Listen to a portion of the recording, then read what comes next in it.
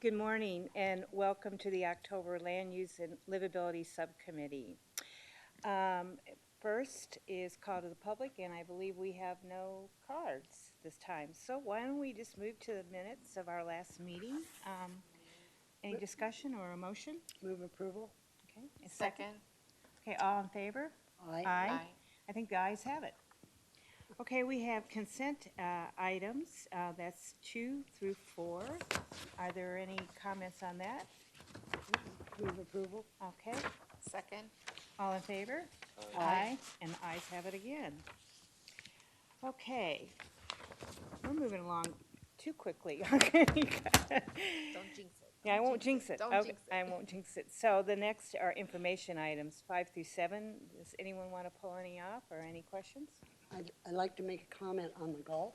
Okay, I was very pleased to see that participation has increased, revenues have increased, and it is coming back. So thanks Yeah. to the park staff and all that they've done. Thank you, Councilwoman, for your comments. Inger and her team have done an outstanding job. Thank as you. always. When's that road going to open up to North Mountain? I'm just kidding. It's only been 18 months. Okay. The next we have our discussion items, and we're going to start with item 10, which is the Community Development Block Watch Grants, Public Service, and Public Facilities Request. And Is there any way we could start with item 8? oh, I'm sorry. Yeah, that's what I was. That's all right. No, see, that was a trick question. I wanted to see if you were awake. I Just checking. apologize. That's all right. I was packing last night, so I was up late. I thought that looked weird. I was like, what? I just wanted to see if he was awake. Yeah. That's what it was. Madam Chair and members of the subcommittee, I am awake, and hopefully you'll be awake after this long presentation. I know you're moving quickly so far, but we want to take some time and really dive into what this consolidated plan is all about. So as you know, my name is Spencer Self. I'm the director of our Neighborhood Services Department, and I'm joined today by Cindy Stotler, the director of our Housing Department, Marshall Franklin, the director of our Human Services Department, and Diana Elrod from LaSar Development Consultants. And LaSar has extensive experience putting together consolidated plans for large entitlement agencies like ours. And Diana, I believe you mentioned you've assisted in more than 30 consolidated yes. plans. It's very impressive. So Diana will speak to us a little bit later about a few items, so we're excited to hear from her. So in this presentation, we'll be covering what a consolidated plan is, what an analysis of impediments to fair housing choice means, a brief City of Phoenix community profile, our extensive outreach strategies to maximize participation in this plan, and a timeline to drive this project to completion by the required deadline. In order to talk about the consolidated plan, we first need to talk about the Department of Housing and Urban Development, or HUD. The City of Phoenix receives funding from HUD as an entitlement community on a formula basis. This means that we're not competing through an application process, but that by submitting a quality consolidated plan and subsequent annual action plans, we will automatically be awarded funds on a formula basis. The consolidated plan serves as that application that will get us that funding. The consolidated plan is a 5-year plan that serves as the overarching direction as to what programs and activities will be included in each annual action plan. Diana will be discussing the outreach that we'll be doing and have already begun in just a few minutes. The information we receive from residents in conjunction with other data and the analysis of impediments to fair housing choice will guide us in the development of the consolidated plan, which we will bring back in the spring to the subcommittee and the full council for review and approval.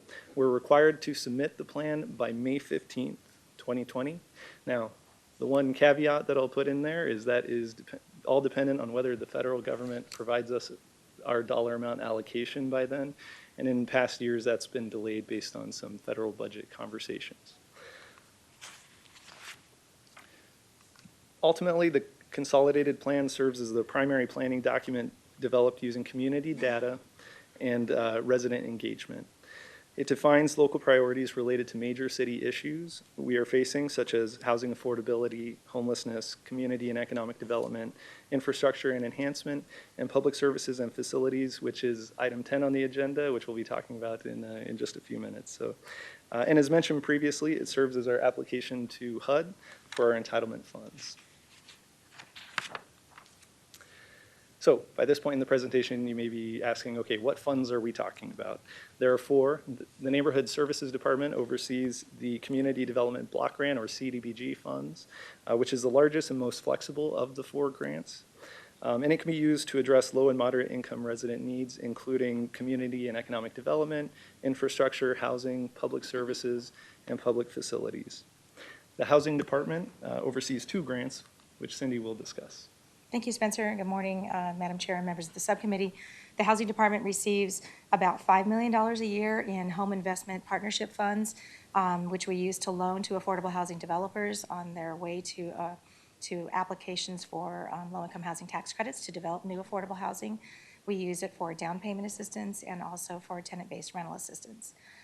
We also get funding from HUD for housing opportunities for persons with AIDS, about $2.1 million a year. We use that funding to find housing, different types of housing for persons with AIDS, and we house over 300 persons a year with this grant funds. And we also provide services. We have a lot of partnerships with service delivery communities in the Phoenix area that provide assistance with health care and also job finding assistance and things like that for to make sure that the persons with AIDS can live on their own and become self-sufficient eventually.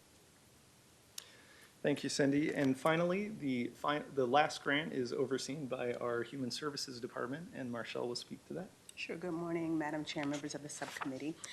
The Human Services Department is responsible for our Emergency Solutions Grant Funds, or ESG. And those funds are designed to assist individuals in quickly regaining stability and permanent housing after either experiencing a housing crisis or homelessness. In the Human Services Department, we are using those funds primarily to provide emergency shelter for single women and families. It's through UMOM, United Methodist Outreach Ministries, as well as Chicanos por la Causa. We do rehousing, case management for individuals and youth, and spend a lot of that working with youth through Native American Connections. And we also use those funds for Veterans Affairs Supportive Housing, or VASS vouchers, and also eviction prevention. And with that, I'll turn it back to Spencer.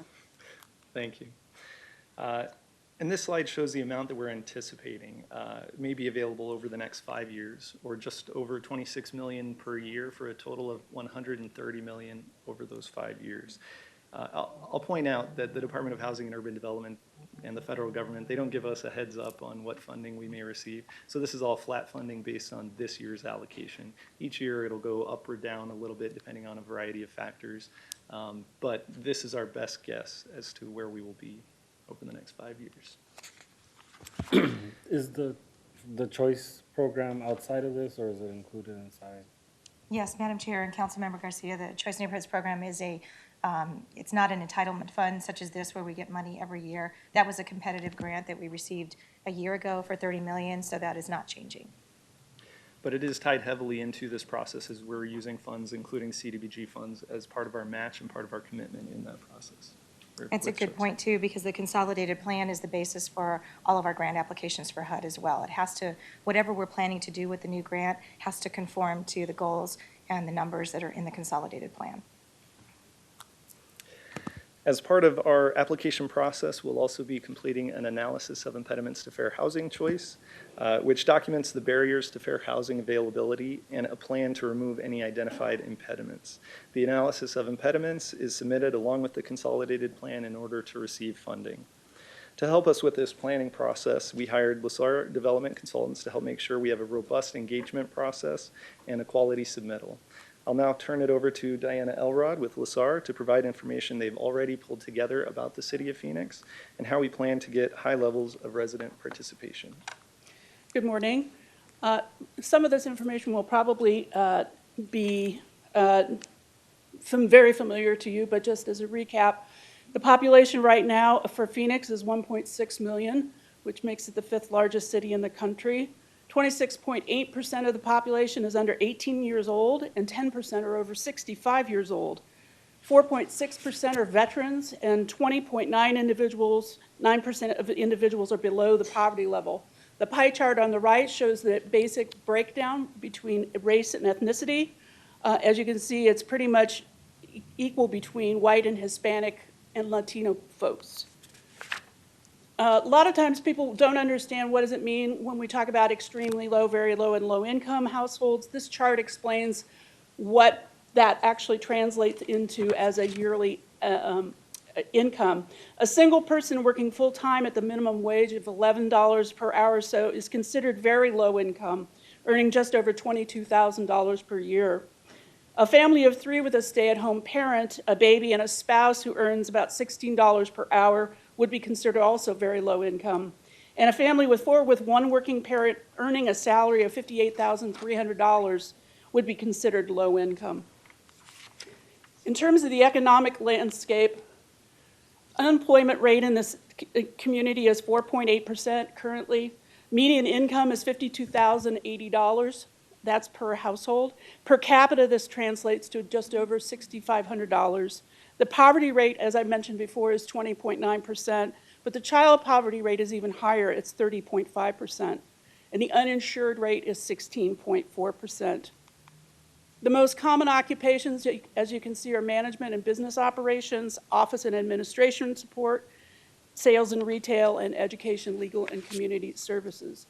All this information that we're collecting will help inform the goals going forward, and we're really trying to understand what are the needs of the community.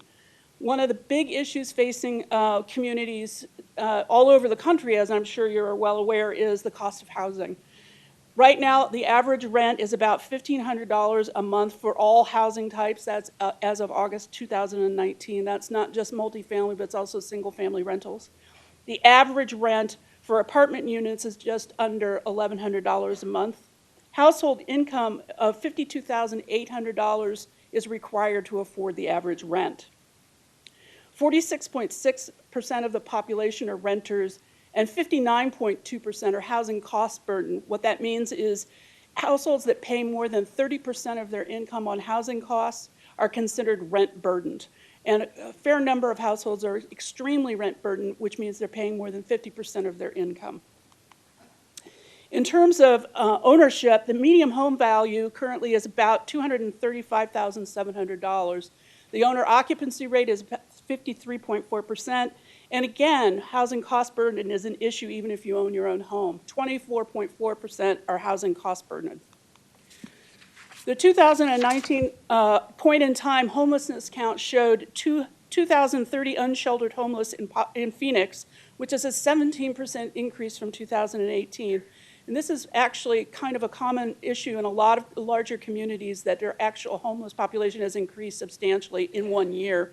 However, it's about 2,500 sheltered homeless in Phoenix, which is a 10% decrease since 2018. There are 387 countywide homeless persons under the age of 24, 475 were homeless veterans, and 483 had families with children. And over on the right-hand side, you can see where the unsheltered populations are located.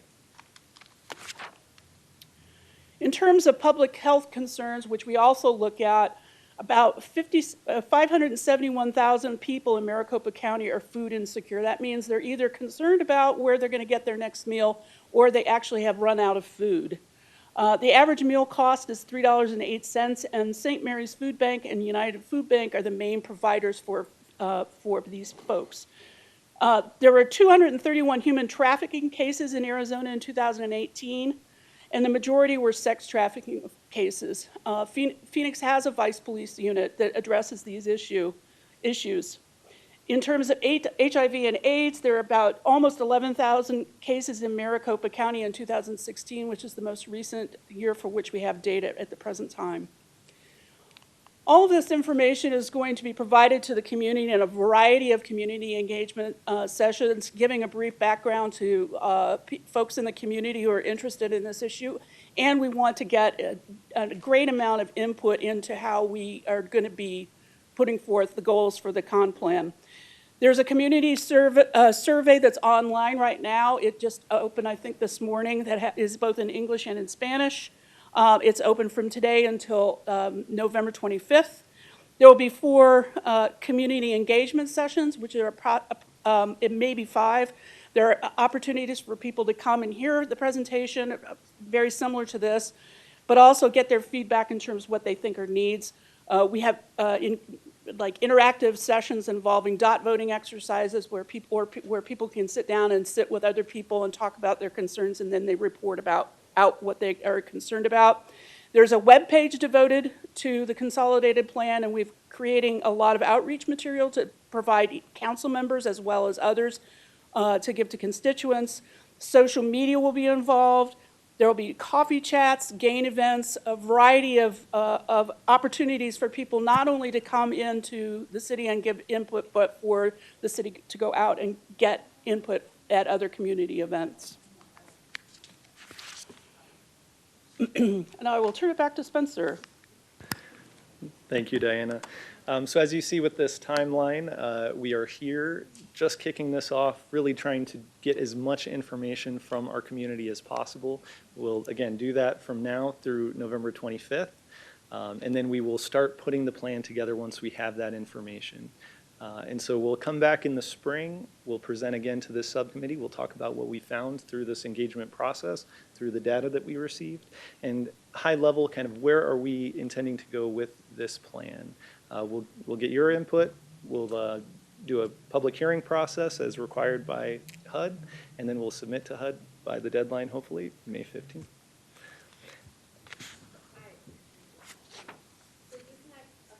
One question, community outreach and survey, how is that survey being conducted, or what are the questions in the survey, and how is it that we're reaching, a lot of these communities that are below poverty, how is it that we're getting to those? So that's an excellent question, and there are a variety of ways. The survey itself is developed both from standard kind of practice when it comes to developing the consolidated plan, and that's because there are specific things that can be funded in the consolidated plan as directed by the goals set out by HUD. And so things like homelessness, affordable housing, public housing, community and economic development, public infrastructure, all of those things are targeted within the survey. But what we did as, a little bit of an extra emphasis is we ran through some of our community engagement staff. So our neighborhood preservation folks, or not preservation, our neighborhood engagement staff who work with the community on a regular basis to change some of the terms that were a little more, jargon sounding to try to make them more accessible to the residents. And again, we also translated that into Spanish, so we'll have both versions available, not just online, but we will also be, again, going out to the engagement sessions to have them in person, but we're also providing those in a variety of other locations, including some of our housing facilities and our human services sites. In addition to that, last night I was at the District 4 coffee chat, providing some information about this, trying to get, again, just another level of input. Tonight I'll be at the District 5 community meeting to do the same. And any other meetings that any of you can think of, any other participants that we want to make sure that we're engaging, we'll be sending it out through our neighborhood notification list. So any neighborhood leaders that are currently registered with the City of Phoenix Neighborhood Services Department as an organization, we'll be making sure that they get the information. Let's see, it'll be on Phoenix TV. There's a small interview that I did with them so that we could get that information out. Let's see, I'm trying to think all the other ways. Obviously through Instagram, through our Facebook account, all of our social media. We're hoping to hit Nextdoor as well, so we're starting some of those conversations. I know that I'm missing we're reaching out to some schools and school districts because that's a neighborhood community pillar that we want to make sure that we're engaging as well. And any other way that you think we can help make sure we're getting the information to the right folks who are going to benefit the most from this, help us out in any way. I mean, I know that there is a food fest at the Maryville Community Center in 2 Saturdays from now. I think it's the 25th or the 26th. I can't remember, whatever that Saturday is. And it'd be great for you guys to be there as well, because that's where you'll find a lot of the people that will definitely benefit from this. That's great. I also forgot to mention our District 7 engagement session will be primarily focused on Spanish speakers so that we can make sure that they feel comfortable. We'll have all of the information in Spanish. At all of our engagement sessions, we'll have translation equipment, and we'll be doing that as well. We want to make sure that folks have a comfortable place where they feel they can come and engage city staff. On the screen, you'll notice our marketing campaign for this process is Your City, Your Voice. And so for anyone who's listened to this whole presentation to this point, I know it was a long one, if you're still awake, I want to make a personal plea to go to phoenix.gov/yourvoice and fill out the survey, learn about our engagement sessions, come out if you can. If you can't, you can always call us at 602-534-4444 because we want your input. Yes.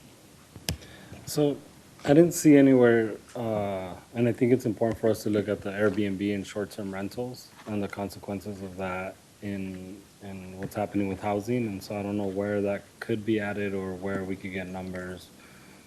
Sure, that's a great point. And that's something that we've heard more and more over the last couple of years.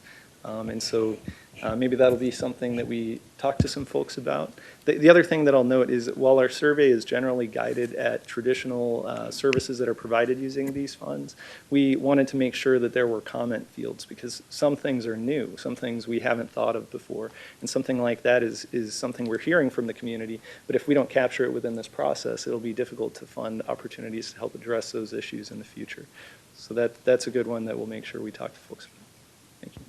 Yeah, I appreciate you bringing that up. I think that's a valid concern, and I know that the legislature is going to revisit the issue of short-term rentals, and hopefully they'll look to the issue of affordable housing, because I know there are investment companies out there that are actually buying apartment complexes, turning them into Airbnb and taking away from our affordable housing. So very good point. Thank you for bringing that up. And you'll be at my coffee chat in November in is right. Sunny Slope, so. Very exciting. Any other questions or any discussion? Thank you so much. Appreciate it. Thank you. And our next item is the Head Start Birth to 5 Community Needs Assessment Report with Marcia, and Amy's joining us as well.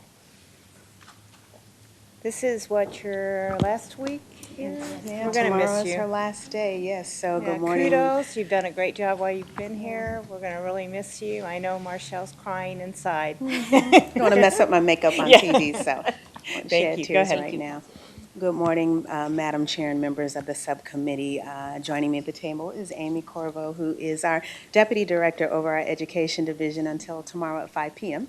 When she is transitioning on to do some great things. We'll still be working with her. She is going to be the Chief Program Officer for First Things First. So we have significant partnership with that organization already, and so we'll just have Amy supporting us in a different role, but want to, if you don't mind, to publicly thank her as you did in her 4 years here leading the Education Division. She has really taken our Head Start program, our Birth to 5 program, up to the next level. So Amy, thank you for all your leadership on that, and you're much appreciated. So on to our Community Needs Assessment. So we're here to provide an overview of the 2019 Community Needs Assessment in the area of early learning.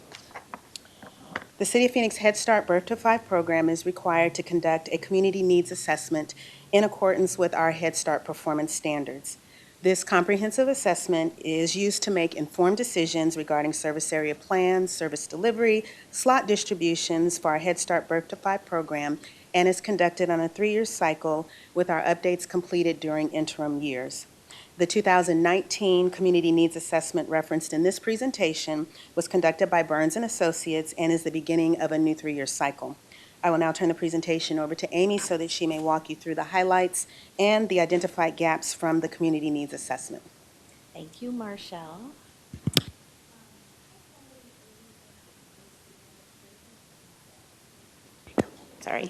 Is seen as a critical asset to young children and their families. Although not the only Head Start grantee providing services within Phoenix city boundaries, the City of Phoenix is the largest grantee. Currently, 2,963 preschool children ages 4 and 5 receive center-based or Head Start programming through 9 educational service providers. In our early Head Start program, we have 488 participants, which is comprised of 188 infant and toddlers who receive services through our child care partnerships and 300 families served through our home-based program. Parents surveyed indicated the quality of instruction their children received as a 4.7 on a 5.0 scale. An important early learning partner is the Arizona Department of Economic Security, which administers the Child Care Development Block Grant, also known as the Child Care Subsidy.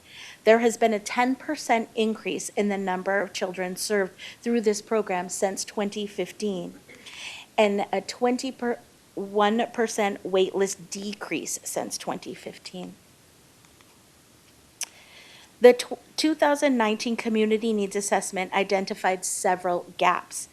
One is that 47% nationally of the eligible children are enrolled in preschool. Statewide, 38% of the eligible children are enrolled in preschool. And in Phoenix, 32% of the eligible children are enrolled in preschool. The cost of center-based care represents as much as 55% of the total earnings for a family of 3 living at poverty level. As such, quality child care is identified as one of the most difficult services to access. It should be noted that although Head Start is free for families, we are tasked with identifying those most in need as defined by the federal poverty levels. In Phoenix, there are approximately 30,000 children under the age of 5 living in poverty that would be eligible. I'm now going to turn this back over to Marshall to discuss our migration trends. Thank you, Amy. Thank you, Amy. The current community needs assessment, as has in previous years, indicates that our families are migrating to the west portion of Phoenix. It also identified that the City of Phoenix should be serving 24% of our eligible population equitably. Currently, we serve some areas at 61%, other areas at 49%, and yet other areas at only 16%. Because the Office of Head Start mandates that we must serve the population equitably based upon the Community Needs Assessment, we will be redistributing slots effective July 1, 2020, which will allow us to provide our Head Start services where eligible children are located. Madam Chair and members of the subcommittee, that concludes our presentation, and we welcome any questions you may have. Any questions, any comments? Councilman? Yeah, so we've been getting some messages around the redistribution and how it works, and so just if you could elaborate a little bit more on what that's gonna look like in the sense of how you're gonna choose the sites, and also just clarifying, we don't run all the centers, it's kind of, or we run all the centers. Sure. So Chairwoman Stark and Councilmember Garcia, let me start out by saying we contract out the delivery of the program services for our Head Start program. So when you talk specifically about the slots that Amy referenced, the about 2,900 of those, currently those are provided through 9 delegate agencies. Just recently, we went through a procurement process, and we identified 8 that will move on, if you will, starting July 1 of 2020. And we contract and fund those entities or educational service providers to deliver the actual Head Start program classrooms. We provide supportive services behind the scenes. As it relates to the redistribution of the slots, the number of slots is not changing. However, we are addressing where the slots need to be located because of the needs assessment. We have met with and are meeting with each one of those 8 new providers, if you will, and we are negotiating where slots go. The good thing is, if you will, entities where they were currently providing Head Start services and slots where we're not serving the 24% equitably, it may be a little bit higher. We are working with them to address at least one of the entities who is not a successful proposer to be able to take over those slots. We are right now in the process of meeting with those new 8 agencies, or I shouldn't say new, but those that are a part of the new procurement process we just completed, and it will be our goal to be able to share that with you all in your individual briefings with where those slots ultimately end up in terms of the provider of those services. And in particular to District 8, there's one particular entity that once we have some things finalized that I'll be able to give you some updates, which I think will be very positive for one particular entity within your district that was currently providing or is currently providing, where we're having to readjust some slots. They potentially may be able to pick up some of those slots in a different part of the city where the community needs assessment indicates that they need to be. Does that answer? Amy, anything that I missed? Do you want to add? Your No, last, you did last a- official you meeting? did a great Okay. job. And the Thank you. second question I had was around transportation, because I think connected to what we're talking about earlier, obviously these families are low income, and as the city's shifting and folks are being displaced, there's small pockets of people that may still qualify, but their number of people in a certain neighborhood might not be enough for a Head Start program directly where they're at. And so my question is around, what do we do around transportation? Let's say there's a couple of folks that have the need here, but it's not enough to have a full program there. Do we work with them to get them or support them in traveling? So, Madam Chair, Councilman Garcia, first, we don't have enough funding to provide transportation, but we are advocating for that on a federal level, because that would be very helpful. But in the redistribution, part of that is our community needs assessment that we did with families said that they would like to have their services within 1 mile. That would allow them to do that. And that is part of what we're talking about when we're meeting with them, the redistribution, the negotiation, trying to get those programs out into the communities. We provide services in schools, but we also provide them in parts of the community, like in our housing communities or in collaboration with other entities, so that we're really trying to move the city's services out into the community to address that and make sure that they have an opportunity to access the high-quality programming in the communities that need it.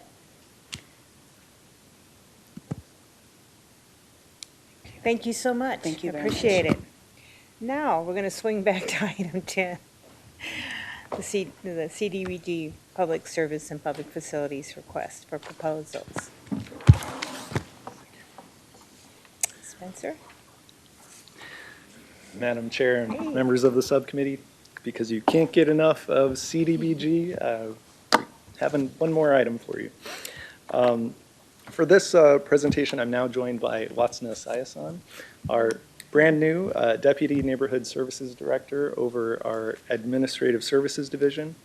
And I want to point out that this item in some ways may feel like we're putting the cart before the horse, in that we're asking for you to give direction on how funds should be spent that will be included in the 5-year consolidated plan. And the reason that we're doing that is this process takes time to complete. And so if we want to be able to use these funds in this important way, we need to get started now. So just consider that as we go through the presentation. And I will now turn it over to Watsna to present this item. Good morning. I should know this. Good morning, everyone. So as you've kind of learned from the previous presentations, obviously CDBG is meant to benefit our low to moderate income Phoenix residents. So the same thing for this RFP process. Our program priorities that you'll be hearing throughout the presentation are more reflective of the current consolidated plan, in addition to recent and prior feedback from our residents and from staff events that they've heard from neighborhood leaders. And then additionally, the feedback is also, or the priorities are also reflective of our Community Development Review Committee, our 11-member mayor-appointed committee. And I'll just point out that the chair of our CD Review Committee, Jeff Stevens, is in the audience as well. So I want to recognize that because he has been an amazing member of our committee. Excellent. So hopefully we can convince him to speak a little bit, and he can help share some of his experiences with the committee as well. So the eligible applicants that are able to propose to this RFP are nonprofit organizations serving low-income Phoenix residents, including faith-based organizations, neighborhood organizations that are serving low-income areas who must also be incorporated as a nonprofit, in addition to public or charter schools in low-income areas contributing to revitalization efforts. Our first category that we're going to talk about is our public service category. Approximately $352,000 is available for award. The recommended priority areas are youth services, senior support services, and support services for persons with disabilities. So the $352,000 is a reduction in what we have awarded in previous years, but that was due to other priorities or issues that have come up, such as human trafficking. We've allocated a certain amount towards the Phoenix Starfish Project every year. In addition to the funds also go towards our Navigator program with the Community Bridges organization. Yes. Yeah, could I just ask, with regards to this, how does that integrate with what we're doing with homelessness? Like, I mean, I think that's an overall priority, in my opinion, in the city now, but Absolutely. We provide a variety of funding, CDBG funding, within the public service broad category that is overseen by our Human Services Department that funds important programs like at UMOM, some of the services there, as well as we provide some funding for Community Bridges to do some of their outreach efforts as well. So a fairly good portion of our CDBG block is put towards addressing homelessness, but it is a big issue. And part of the funding here and why it's been reduced over the years is because we've diverted some of those funds to do just that, including the Community Bridges outreach folks. The other thing that I'll note is there is a slight adjustment to what you may see in your packet. We were estimating 240,000 available, which is what we've been able to provide, I believe, last year. But we were able to move some things around, and we increased the amount a little bit to the 352,000 that you see on this slide. So the second category that proposers are eligible to submit for is our public facility category, and there's approximately $427,000 that's available. The eligible activities that proposers can submit for is acquisition, construction, rehabilitation, and ADA modifications. In front of you kind of just summarizes the timeline of the RFP process. So currently we're asking for a subcommittee approval to recommend City Council to approve us to issue the RFP in early November. In early December, the proposals will be due with the eligibility and technical reviews occurring during that month as well. And then through the months of January through March, our Community Development Review Committee will convene, evaluate, and provide recommendations on proposers that they would request City Council move forward with. And then in April, we would be returning back to the Land Use and Livability Subcommittee. And then in May, hopeful that we will have City Council approval of recommendations for awards.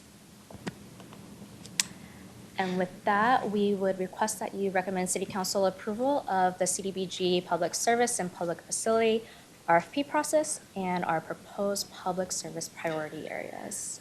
One final note for consideration of the subcommittee. We've heard in prior years, both from subcommittee or from council members, as well as from our Community Development Review Committee, that there, especially with the decreased amount of funding, there can sometimes be frustration in some of our nonprofits that are getting funded.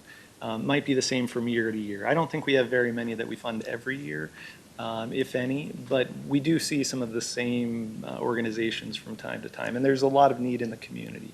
But one of the items that we had discussed that, again, you could consider as a subcommittee is maybe we could put some rules in place that if you receive funding the prior year, maybe you're ineligible, just to make some room for some of the smaller nonprofits that may not get this funding or have access to the funding because they're outshined by larger nonprofits that have grant writers and maybe a little more competitive in the process. But those are some of the things that have been discussed. And again, maybe Jeff could speak to some of those things as well. so should we take the speaker card first? Okay, Mr. Stevens? And maybe you could comment on what Spencer was talking about with regards to trying to be more equitable with our funding. Well, thank you, council and citizens, and I'd like to give a big thanks to our staff that I work with every time, Spencer and Christy and all of our staff that are here today. They do a great job for us. They do a wonderful job. I am the current chair of the CDBG Review Committee. We review proposals as they come in over time. We have a specific RFP process. We review the proposals. We do this separately. Our makeup of our committee is 11 people currently. We are very diverse in that there are some of those folks are with the nonprofit sector. Some of those folks are out in the community. And I cannot stress how important this is to the community and what it does for the community. We have been working with a lot of different, very diverse nonprofit organizations over the years, and those have done a great job of looking at what the community needs and what they want and what they have in order to survive and help. And you speak of the homeless, a lot of our programs do speak to that. Quite a few of them do. And I just want to stress again that it's so important for the public facilities to get that out into the community and to be as diverse as possible as we can. And I think we have been. Our last time we went through, we only had 17 proposals and that we actually funded, were able to fund. Some of those are public services. It is amazing what happens when you give somebody money to be able to provide accessibility, which is a federal civil rights, into the community, or provide children with lessons or services that they otherwise could not have. And I'd love to take any questions that you might have at this point in time. Well, thank you very much. I appreciate you chairing this important committee. Thank you for Okay. being here today. Okay. Any questions or any other comments? Can we have a motion then? Oh, you do have a comment? Based on your last comment about not funding consecutive years. Sure. I would please advise everybody that that's a possibility, because I know some of these have been there for years, and they're totally dependent on getting this money, and it would be a big shock to put everybody out of work and stop the program without quite a bit of prior notice so they could do fundraising. Absolutely, that's a great point. Any other comments? Do we have a motion? Move approval. Second. All in favor? Aye. And I think the ayes have it. Thank you. Thank you. Thank you so much. So our next item is for information and discussion, and it's Gated Alley Pilot Program Update, which we have worked on for almost a year and a half now, right? And it's time for an update. And I know that some of the other council districts are inquiring into the program as well, so thank you for being Yes. here. Thank you, Madam Chair, members of the subcommittee. I'm joined at the table here with me with Sandy Hoffman, the Assistant Director for the Planning and Development Department, and Jesse Duarte, who is the Deputy Director with the Public Works Department. I'm Alan Stevenson, the Planning and Development Director. And so we're here to give the subcommittee an update on the Gated Alley Pilot Program that was launched in the Royal Palm and Sunny Slope neighborhoods. As part of this proposal, what we were hearing from neighborhoods and the council members, concerns about illegal dumping, unrestricted access, illegal activity happening in the alleys, and unauthorized persons who really weren't part of the neighborhood were spending time in alleys, and that was of considerable concern to existing residents and what they were seeing, behind their homes. And so we did respond to the council and the community concerns to look at developing a gated alley pilot program that would retain resident access to rear yards and then relocate the solid waste collection from alleys out to curbside, so you get the two bins, for recycling and your trash collection, and be individualized instead of the larger containers that are in an alley. And as part of this, one of the challenges that we have with alleys is that you can't just abandon them because a lot of them have utilities in them that are underground or overhead, like this picture here shows the power lines. And in order to abandon an alley, you would have to relocate those public utilities out of there. Otherwise, you have to guarantee access to those utilities.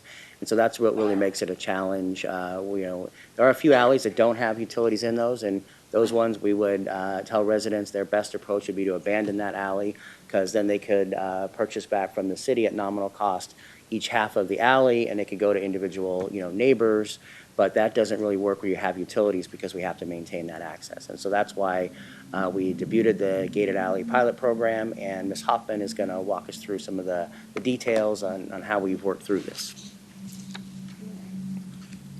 Go back one more. There we go. All right. With guidance from District 5, the boundaries of the Royal Palm Pilot Gated Alley Pilot Program were identified, basically between Dunlap and Northern, between 7th Avenue and 19th Avenue. The graphic on the screen shows what the community leaders worked on with their variety of staff from planning and development, neighborhood services, public works, and street transportation, as well as District 5 staff, to define the 8 segments that are included in the pilot program area. So an alley segment, if you look in the bottom left corner, is kind of a lavender color dots. Those are in each of the different properties there. And a segment is between the different right-of-ways. So it basically would block off the alley, and you'd have a gate on each end. So with the one there on the screen, it's between 15th Avenue and Ruth Avenue in the bottom left corner. That's where the gates would go. One additional alley segment was included, which is located with the homes that back onto the Albertsons grocery store that's on the northeast corner of 19th Avenue and Northern.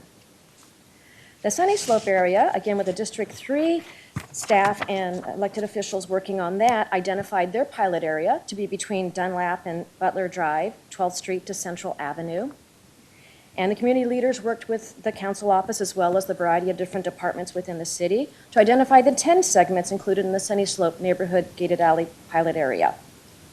Planning and Development has received one application for the alley segment to be closed. It's got kind of the orangish, actually looks yellow now on the screen, around Selden and Orchid Lane. So we have one application that's been submitted.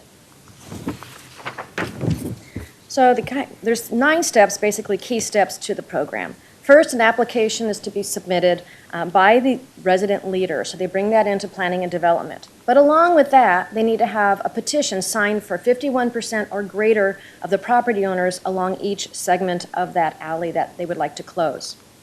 Staff will verify that the signatures on that petition are accurate and they match the names in the county assessor's office. Relocation of solid waste, so Public Works will be working with the residents to explain to them and engage with them regarding how they would relocate their trash to the front. The gate permit application itself is going to be processed where it has more details regarding the gate. Street Transportation Department will be involved because it involves a revocable permit, which costs $100, and a Planning and Development Department fence permit, which would cost $300. We also work with the utilities, so to coordinate with them. As Alan mentioned, a lot of the alley segments have a variety of different utilities located within there, so we need to communicate with them and let them know what is being proposed for the alley. And we communicate back and forth with the neighbors, trying to coordinate how and when the alley will be installed. And then once we know that the alley is going to be installed, we coordinate the keys, and we have to work with the neighbors in how to get that, as well as the utilities, as I'll talk a little later about the daisy chain locks that they need to have at this point. And of course, the final inspections so that the staff in the Planning and Development Department go out there to make sure it's installed safely.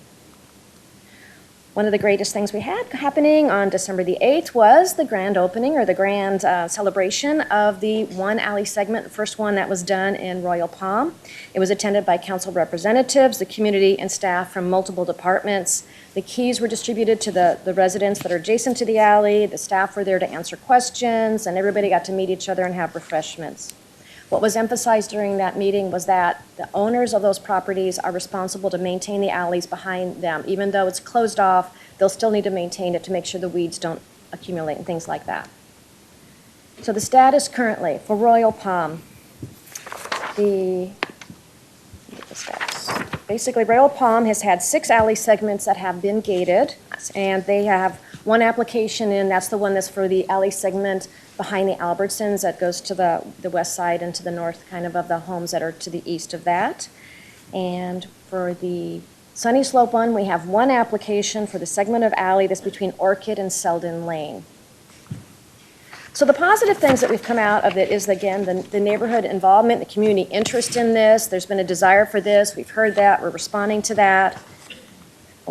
Public Works has worked on trying to communicate with the neighbors about walking and talking out there and the direct interaction with them to explain to them how the trash collection will be relocated. It's been a positive feedback from the neighbors. And then the benefits could be, as we're potentially assuming from the surveys that we're going to do that perhaps there's a reduction in dumping, crime, and homeless camps. Some of the challenges that we found is the financial constraints by the residents because the cost for the gate installation, they have to pay for a licensed contractor to design it. They would then pay for the actual gates themselves. And so that cost can range anywhere from $3,000 to $5,000 for 2 gates.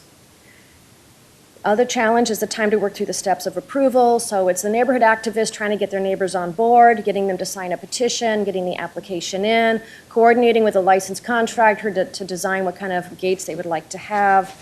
And then the next one would be the daisy lock chain that we now have because each utility wants their own lock and the fire department wants a Knox box. So you'll see on the image there a little bit, you can see some of the different locks that are on the daisy chain. So coordinating that, making sure that the right locks are on the chain for the access for utilities and for the neighbors. Maintenance of the gates and making sure that, they're aware the neighbors are responsible still for maintenance. And then insurance and bonding, because it is right-of-way, we require them to of course, the licensed contractor has their own insurance, but there's a bond amount of $500 we've asked them to post. Once the gates are installed, the money does go back to the licensed contractor. So it's just holding it as we do for other bonds for work in the right-of-way. So the next steps is for the Royal Palm Alley have been installed. We're going to start, we have been collecting information. We hope to come back to you in the early 2020 to report to you the results that we have from following and collecting the data. We're also doing pre and post surveys. So surveys were sent out prior to the alleys being installed, and then we're going to do some post to that after 6 months of alleys being installed. Sunny Slope doesn't have any gates installed at this time, and they've been having some fundraising challenges to pay for the gates and the licensed contractor and others to do the work. And then we're doing data collection again after they have theirs installed. So we will also consider during the follow-up what has happened for the alleys that are gated, as well as the surrounding alleys, because we want to see if there's any kind of things that might migrate over, because now these are closed, but now are they creating more problems for the alleys in the surrounding neighborhood? With that, I'd be happy to answer any questions that you may have.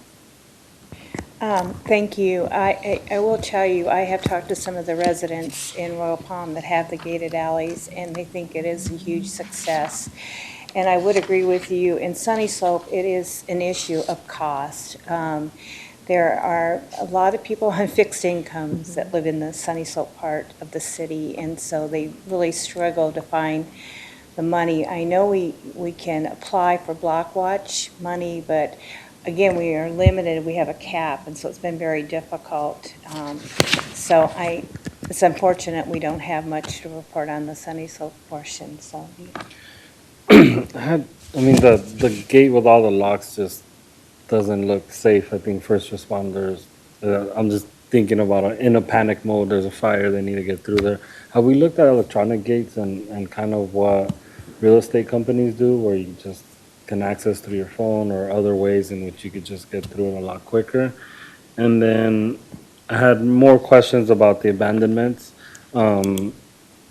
Is there an estimate about what running utilities through underground would cost, kind of per household or per alley? So yeah, those 2 questions. Okay, Madam Chair, subcommittee members, in regards to the keys and the daisy chain, we met with all the utilities. Certainly, we would be open to an electronic gate system, but I would suspect that's going to be a little more costly. And certainly, we would be happy to work with the different utilities and with the fire department and seeing if there's any other alternative solution, and ideally, perhaps following like Mesa has created a system where there's just one key that all utilities have just for that one alley segment. So perhaps that might be a solution. Okay. Oh, he was going to say something. Yes, thanks, Chairwoman. Councilman Garcia also asked a question about the utilities and the cost to relocate.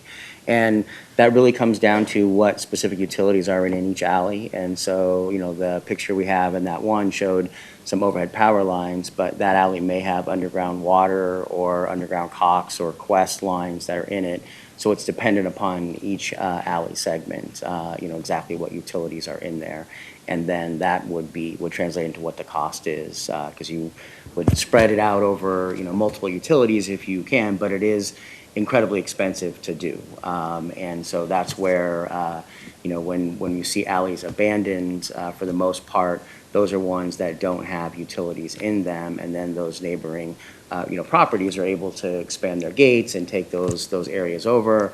That would work great, in almost all situations if we didn't have the utilities there. That would be the preferred, route. And I think as we continue to evolve with this, particular pilot and see how it works, what we would do when approached by, neighborhood groups is look at, is it possible to abandon that segment? That would be our first one to go to. And if not, then, we would look at, well, this is the cost if it was to move it potentially in an estimate, and then look at the gated alley pilot program. Can you, for folks watching on TV, sorry, can you explain a little bit about what the abandonment looks like, just quickly? Like, is it a similar process where you need to get all the neighbors to sign? Does everybody need to do it?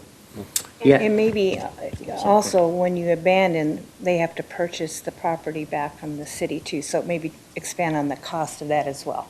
Correct. So, Madam Chair and Councilman Garcia, in an alley abandonment, there is an application fee cost that's about $1,300 to apply for the abandonment. That's just paying for the process itself.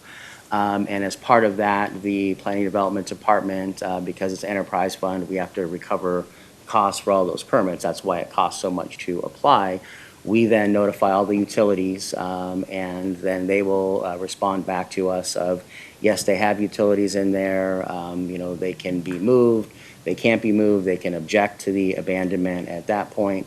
We also would require someone to go get approval of the adjoining property owners, because it is a contentious issue that can ultimately be appealed to council. There's an abandonment hearing officer from the department that has a public hearing, takes input on it, but if there's opposition and concerns, that ultimately can get appealed to council, and that's because of the issue of some people not wanting to gate it or abandon it, other people wanting to abandon it. And so those cases do come to council from time to time, not very often, so we always ask them to get the support of all the property owners that are abutting.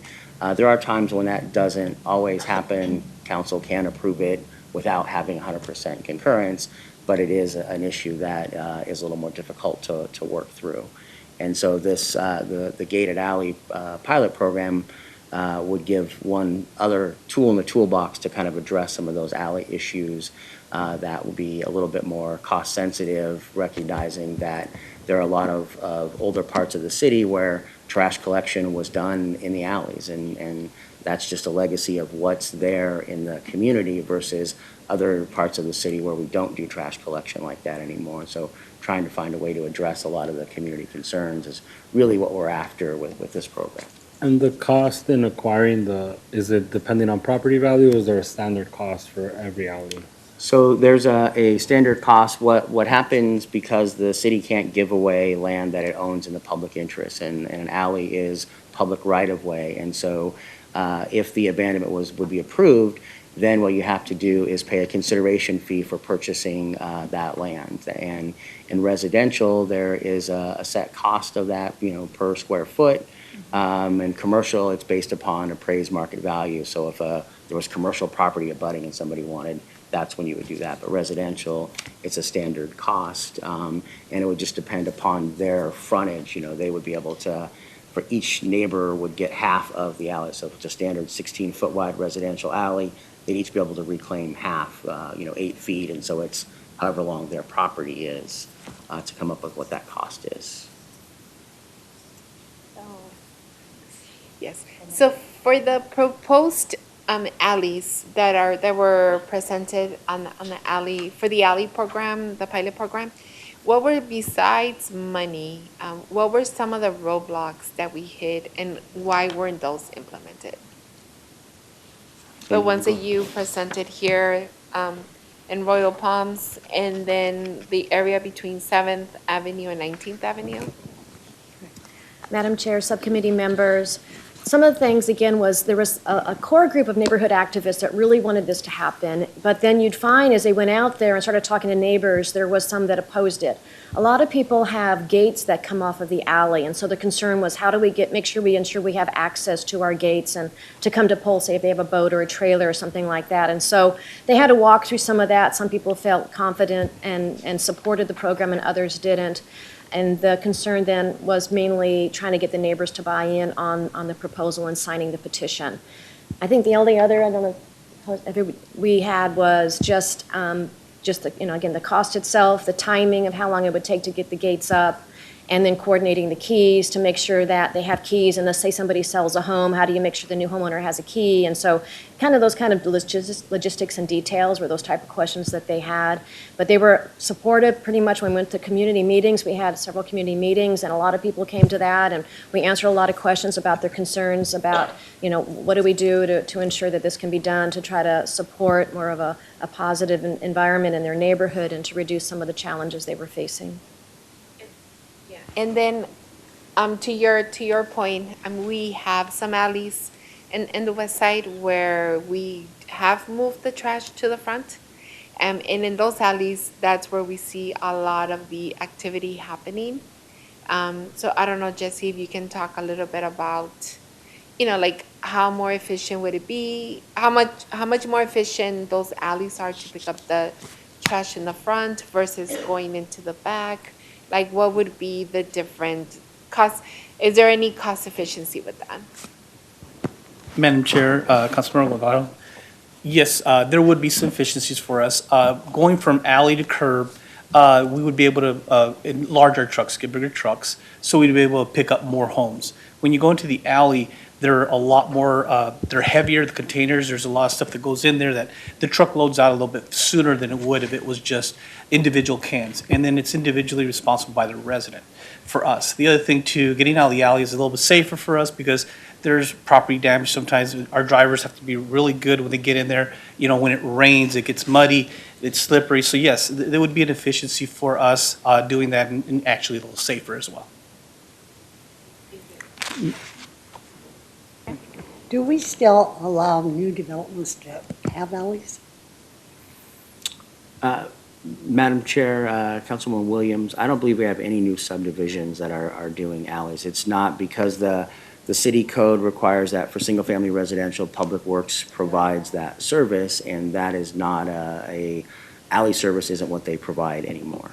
Okay. So you're not seeing, haven't for a number of years. I didn't think we did, but I'd ask the question. Yeah. And I don't know if you're the right one, but I know we put this through that you could get a grant, a block watch grant. And I'm not sure we made it a sufficient amount, but I also know that block watch has a lot of money Yes. beyond the number of grants they can fund each year. The fund is growing, and I'm wondering if there isn't a way that we could either up the amount or increase the pilot program so that every district has an opportunity to partake in this. But I would want to make sure that the amount we allow is sufficient for the cost. Because I hate seeing a need and they can't raise the money.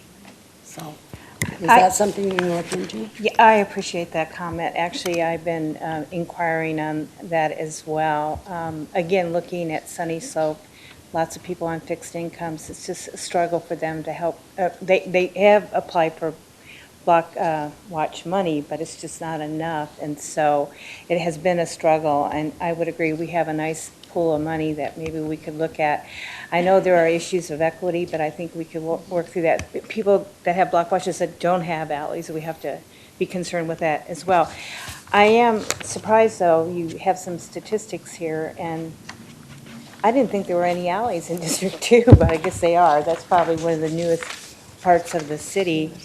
And I know there are some districts, like in 4, with the historic areas, they really do want to keep their alleys. But there's a lot more alleys than I realized. And I know, Betty, you've actually been approached by several of your constituents.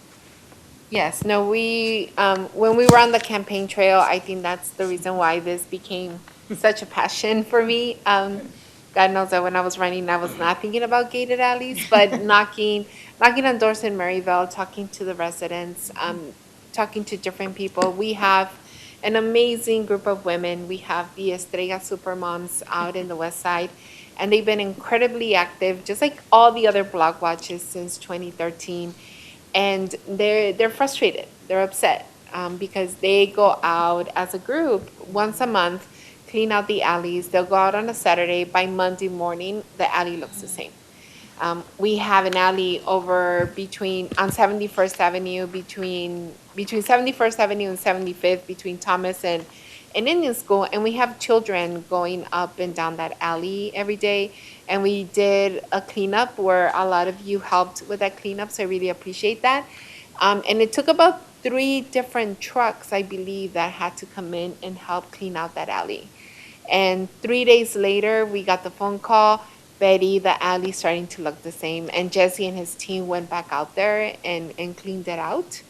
So I think that was amazing. But we have a huge need, especially in the alleys that have already been abandoned that the trash has been moved to the front. Those are the alleys that look the worst right now. And we see everything that happens from illegal dumping, goes from drug dealings that happen. We have a lot of different clinics in that part of the district as well. So we know that we have just a lot of people using those alleys for things that are not safe for the children from low-income families that are walking through those alleys every single day. So people in the district are definitely very, very in favor and hoping that we be able to do something about this. So I would like to direct staff to revisit the pilot program regarding gated alleys so that it can be expanded to include some alley segments in each council district, and also work to find mechanisms to help with the process fees and gate expenses. Please come back to us hopefully in 2 months with a proposal, as it will allow all council districts to work with some of their concerned neighborhoods regarding alley issues and provide a more comprehensive review on the pilot program because of the expanded areas. I would really appreciate that. Yeah, and I think I would support that as well. And I do think we need to have that discussion on the block watch money, because we do have quite a large pool of money that is untapped.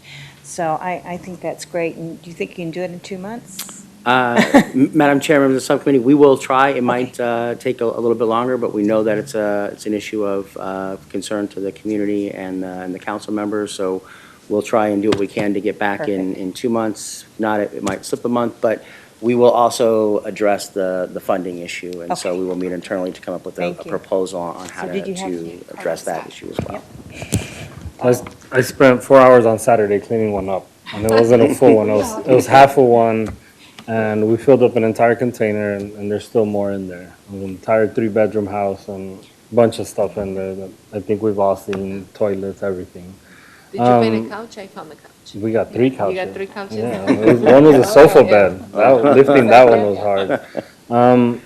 But yeah, I agree. I agree that we should look into it, but I really want to explore the abandonment a little bit more and seeing if there's some of those fees that could be waived, if there's ways in which we can work with utility companies to move them to the front, to do underground, whatever it takes. Because my fear is that gating them up, creating that dead space and walling them off in that way might give, for safety concerns or for other reasons, might actually give people more cover to kind of just hang out back there and do different things. And so I feel the gate in my head, and I would like to talk and see if you have any experience about in the pilot program.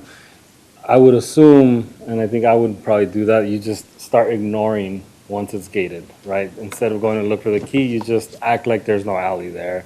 And I think that becomes more dangerous, and it's kind of what happens once the garbage doesn't go back there, nobody goes back there, so then they get worse. And so I really want to explore also, gonna give a timeline, but explore a little bit more on the abandonment and what are options that we can give folks, whether it becomes to funds or connect with other agencies so that we can make that a easier process as well. Okay. I think that's great. I appreciate it. I know in Royal Palm, they actually, when they built the gates, they did kind of a, what do they call that, that makes it difficult to jump over? It rolls back. I know there's a technical term for it, I just, but it was Yeah. pretty cool. They have a name for it, but I don't recall what it is.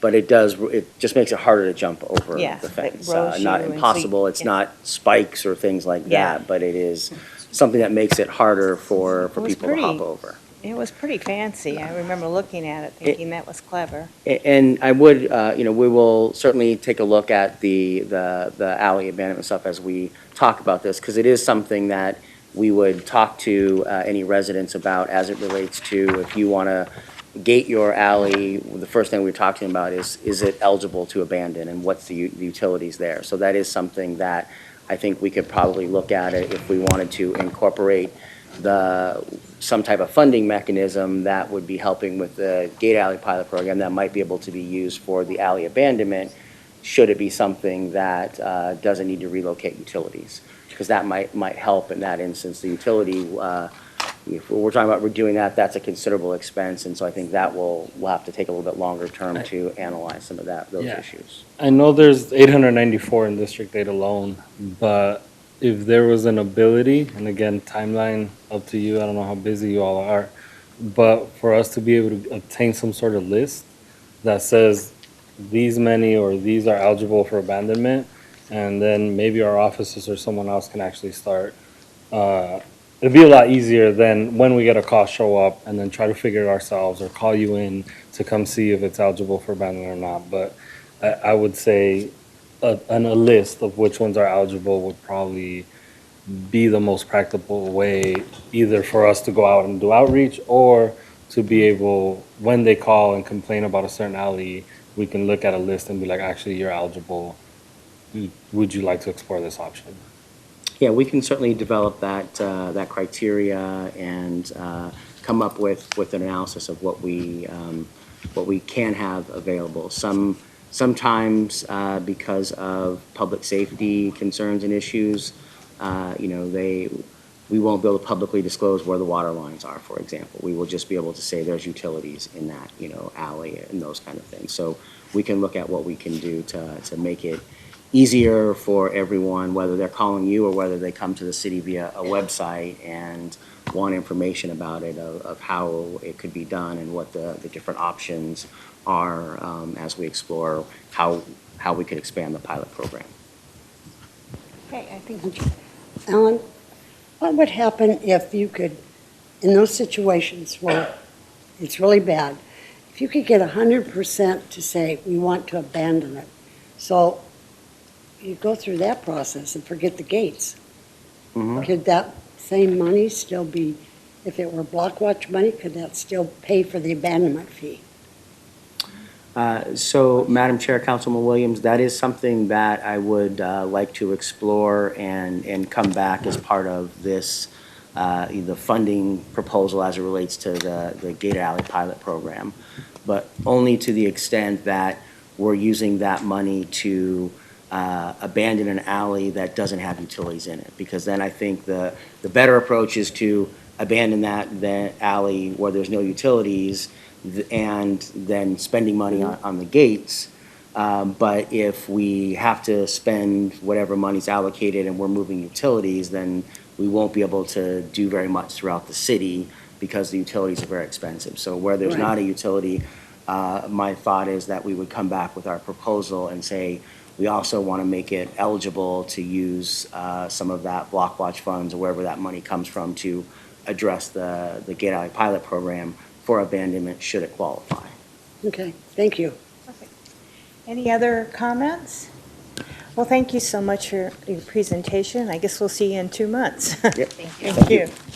So now we have call to the public again. I have no cards. So future agenda items, is there anything you want to see in the future? Okay. Then we are adjourned. Thank you. Thank you.